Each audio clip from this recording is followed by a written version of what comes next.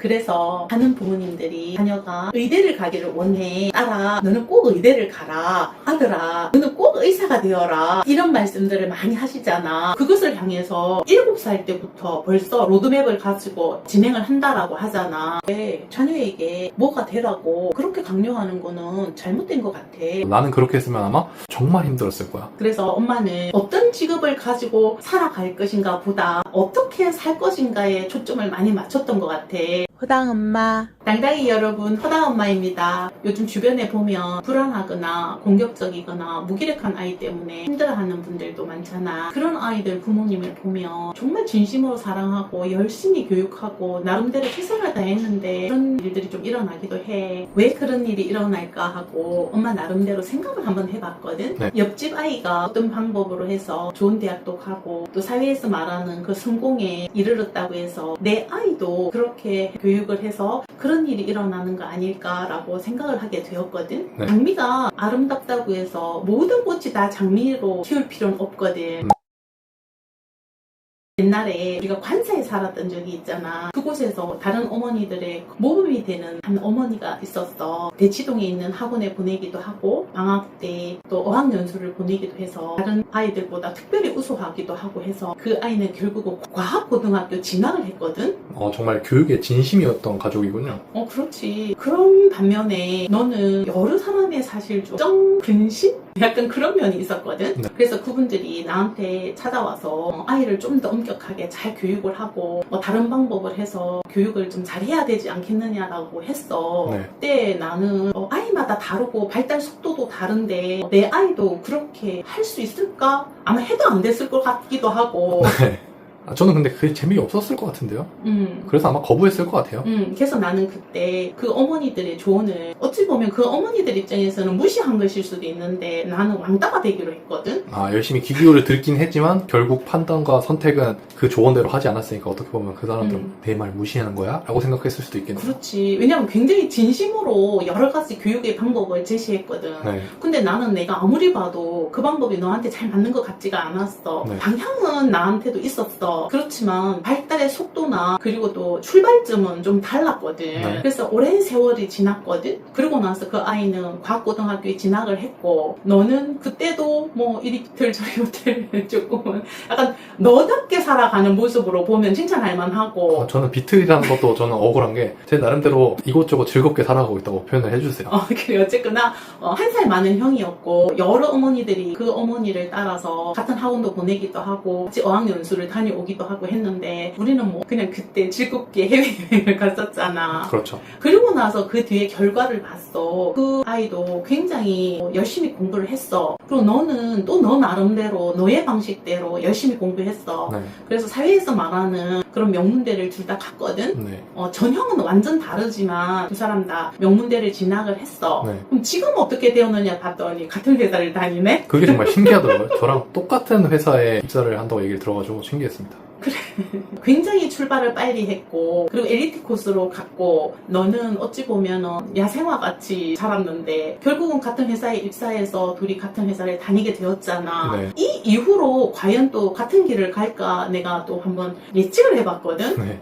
조금 다른 길을 가지 않을까 싶어. 달랐지만 모였다가 또다시 다른 길을 갔다가 나중에는 어쩌면 한 40, 50대 돼서 같은 아파트에 살 수도 있지 않을까? 또 다시 그렇게 만날 수도 있을 것 같아요. 아니면 두 사람의 자녀가 같은 학교를 다니거나 그럴 수도 있어요. 그런 느낌이 살짝 들면서 지금 하고 싶은 말은 그래. 내 아이 모습과 옆집의 엄친아의 모습이 다르다고 해서 너무 불안해할 것도 없고 엄친아의 모습을 부러워할 것도 없는 거 아닌가라고 생각을 해. 네. 그래서 엄마는 어떤 직업을 가지고 살아갈 것인가 보다 어떻게 살 것인가에 초점을 많이 맞췄던 것 같아. 어떤 직업을 가지라는 것 전에 너는 어떤 방법으로 공부를 해서 어떤 대학을 가서 어떤 전공을 하고 어떤 직업을 가지라고 부모님들이 정말 좋은 방법으로 제시를 하거든. 그게 이제 사회에서 봤을 때 주로 성공이라 불리거나 아니면 이렇게 살면 조금 편하게 살 거야 라고 좋은 마음에 아마 조언을 해주시는 거겠죠. 그리고 아마 그게 안정감으로 다가오기 때문에 부모님들이 그걸 권하지 않을까? 네. 그런데 엄마가 너한테 가르친 거는 그것보다는 어떤 삶을 살아라 라고 가치관과 의미에 대해서 좀 말을 많이 한 것 같아. 네. 그러면 그런 엄마에게 후회가 없느냐라고 나 자신에게 질문을 해봤더니 100% 후회가 없다라고 말할 수는 없어. 그럼 어떤 아쉬움이 있어요? 아, 내가 유난히 어떤 직업이나 어떤 학과나 어떤 대학이나 어떤 목표에 약간 좀 도달하지 못하는 사람이라는 걸 어느 날 알게 되었어. 엄마가요? 엄마 스스로요? 그래서 내가 누나한테 질문을 한번 해봤다. 너는 엄마가 목표가 분명하지 않고 어떤 직업을 가지고 살아라고 말을 하지 않는 것에 대해서 후회가 없니? 라고 물어봤어. 네. 그때 누나가 이렇게 얘기를 하더라. 누나가 외국어를 굉장히 잘했잖아. 그쵸? 그런데 누나가 좋아하는 것과 잘하는 것이 달랐어. 음. 근데 정작 누나가 간 것은 이과였고 과학이라는 분야의 교사가 되었단 말이야. 네. 그랬더니 누나가 그 말을 하면서 엄마, 아마 엄마가 어떤 목표를 제시하고 그렇게 살아라고 했다면 내가 뭐 외교관이나 아니면 통역사나 뭐 그 언저리 무언가가 되었을 수도 있어. 이거는 보장된 건 아니지. 엄마, 난 지금이 좋아. 그러는 거야. 그 뒤를 이어서 엄마, 난 결혼을 해서 남편하고 지금 사는 이것도 너무 좋고 그리고 아들을 낳아가지고 지금 엄마로서 살아가는 이 삶이 너무 좋다는 거야. 그러면서 또 덧붙인 게 다른 사람은 교사가 힘들고 굉장히 학교 생활이 어렵다고 하는데 엄마, 난 너무 재밌어 이러는 거야. 그래서 누나는 지금의 삶에 굉장히 만족한다면서 엄마 이제 위로해 주는 것일 수도 있는데 엄마, 난 그런 것에 대한 아쉬움이 없어요 이러는 거야. 그 위로가 되면 안심이 되는 거야. 따뜻한 위로가 됐겠네요. 왜냐면 나도 한 번씩은 내가 너희들에게 사교육을 열심히 시키고 나도 남들이 말하는 여러 가지 목표를 제시하면서 너희들에게 그렇게 교육을 하지 못했잖아. 엄마가 능력이 좀 안 되는 면도 있고 그런 개념도 좀 없는 면도 있고 그러다 보니까 내가 나의 자녀들의 능력을 너무 좀 극소화시켰나? 이런 생각을 하게 되거든. 더 충분히 꿈을 펼칠 수 있는데 그냥 그걸 서포트 해주지 않음으로써 그냥 저냥 하고 살아가는 거일 수도 있겠다라는 생각이 있다는 거예요? 그래서 항상 부모는 그런 것 같아. 이렇게 키웠더니 충분해가 아니라 내가 조금 더 이런 면이 있었다면 더 나았으려나? 하고 살짝 묻는 것 같아. 그래서 엄마는 다시 그럼 옛날의 엄마로 돌아간다면 어떻게 키울 건가 물으면 크게 달라질 것 같지는 않아. 네. 어떤 직업을 가지고 살아라는 것보다는 어떤 가치관을 가지고 인생의 어떤 의미를 가지고 살아라고 아마 내가 더 많이 말을 했을 것 같아. 그런데 만약에 추가를 한다면 2% 정도 목표에 대해서 좀 더 명확하게 제시하지 않을까 하는 생각은 해. 누나한테 질문한 것처럼 내가 너에게 지금 질문하면서 너가 사교육도 많이 받지 않고 그리고 엄마가 목표를 높이 제시하지 못하고 그런 것에 대해서 아쉽진 않아? 저는 오히려 반대인 게 그렇게 해줘서 정말 다행이다 생각하고 있어요. 진짜로 이게 엄마가 주장하시는 바를 제가 아들로서 뭐 근거를 보충해주기 위함이 아니라 내 스스로 생각해봐도 나는 그렇게 했으면 아마 정말 힘들었을 거야. 왜냐면 제가 기억하실지 모르겠지만 학원을 다닌 적도 있잖아요. 근데 전 기억한 게 그 학원이 가기 싫어서 땡땡이를 친 적이 너무 많은데 심지어는 아빠가 저 데려다 준다고 학교 앞에까지 데리러 왔는데 도망쳐서 땡땡이를 친 적이 있거든요. 물론 그때 좀 많이 혼나긴 했는데 그 정도로 저는 제가 하기 싫은 거는 그렇게 죽어라 하기 싫었는데 그걸 만약에 사회적으로 성공에 필요한 거니까 너한테 좋은 거니까 이렇게 시키려고 강요하셨더라면 지금의 저는 없었을 것 같아요. 이렇게 좀 즐겁고 행복하게 살아가는 저는 없었을 것 같아요.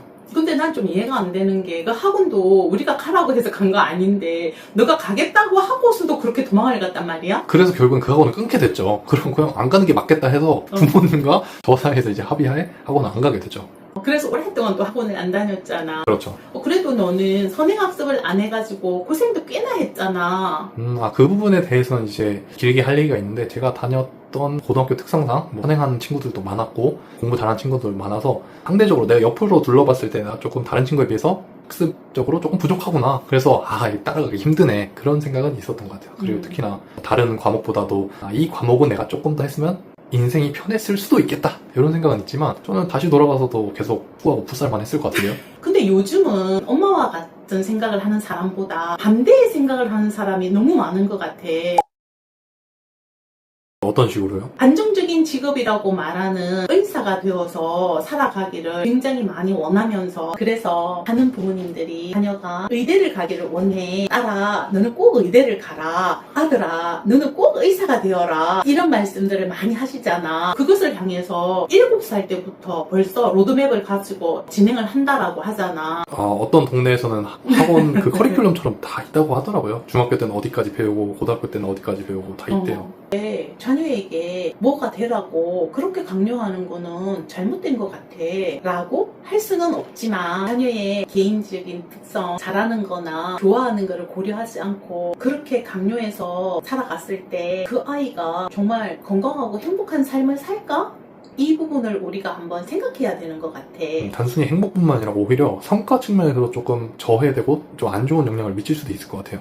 그렇지. 그렇게 해가지고 성공하는 사람도 분명히 있을 거야. 그리고 또 굉장히 큰 열매를 맺기도 하겠지. 그런데 그것으로 인해서 불안하고 무기력해지는 아이들도 있더라는 거지. 꼭 그렇게 살아라고 알려주다 보면 지치기도 한다는 거죠. 근데 엄마는 상담 중에 가장 어려운 상담이 무기력한 아이거든. 그래서 나는 ADHD나 뭐 사회성이 부족하거나 공격성이 있거나 이런 아이보다 무기력한 아이가 엄마로서는 굉장히 힘이 들더라고. 네. 그리고 무기력한 아이의 부모님을 만나보면 분명한 교육관과 가치관보다는 어떤 직업을 가지고 무엇으로 살아라 하는 거에 초점을 많이 맞추신 분들이 많아. 그래서 그런 분들은 나는 무조건 하고 부모 상담 먼저 시작하거든. 그분에게 그분 자신이 가지는 인생관과 그분의 교육관을 돌아보게 하고, 그리고 나서 그분이 그 자녀를 어떻게 키울지 함께 다시 그런 것을 정립을 하고 상담을 하거든. 자기만의 철학에 대한 재정립이 필요한 것 같아요. 난 그렇게 보는 거지. 그래서 엄마는 우리 부부는 상담을 안 해주셔도 되고 우리 아이만 상담해 주세요라고 하면 난 100% 거절이거든. 나는 그런 능력이 없더라는 거지. 그래서 부모님께서 내가 정말 어떻게 살아야 행복하고 건강하고 이 아이를 자립을 시킬 것인가, 이 부분이 명확하게 되어야만 아이 역시 그 교육의 목표인 건강하고 행복한 자립에 잘 도달할 수가 있더라는 거지. 부모와 자녀에게도 성향이라는 게 있잖아. 확실히 있는 것 같아요. 근데 너하고 엄마는 심각하게 갈등 구도가 있지는 않았던 것 같아. 어쩌면 엄마의 그런 교육관이 너한테는 잘 맞았을 수도 있는데 네. 이게 모든 자녀와 모든 부모 간에 일어나는 일은 또 아니야. 네. 그래서 이거는 참 서로가 조율하면서 맞춰가고 여러 사람의 의견을 듣고 자기만의 교육관이나 네. 그런 것을 정립할 필요는 있는 것 같아. 근데 저는 나의 엄마, 우리 엄마고 그리고 나의 아들이니까 둘이 잘 맞을 수 있다고 생각을 해요. 누구나 다 맞아. 타고나게 잘 맞는 건 아니지만 가족이라면, 부모와 자식이라면 대화를 통해서 충분히 맞춰갈 여지가 저는 있다고 생각을 해요. 그렇겠지.